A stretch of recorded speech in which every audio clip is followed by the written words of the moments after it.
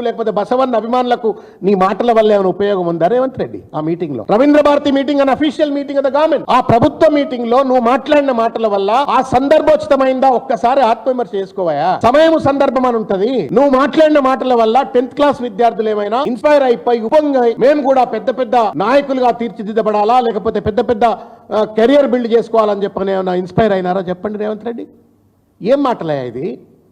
సమయము సందర్భము తెలియకుండా అడ్డదిడ్డంగా ఏది పడితే అది చిల్లరగా మాట్లాడేవాడిని వదరుబోతు అంటారు రేవంత్ రెడ్డి, మూర్ఖుడు అంటారు రేవంత్ రెడ్డి, అవివేకి అంటారు రేవంత్ రెడ్డి.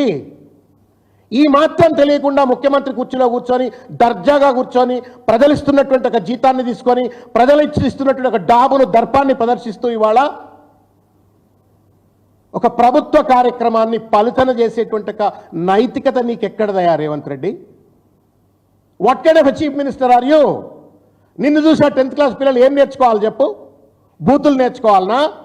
లేకపోతే మాజీ ముఖ్యమంత్రి 14 సంవత్సరాల పాటు సుదీర్ఘమైనటువంటి ఒక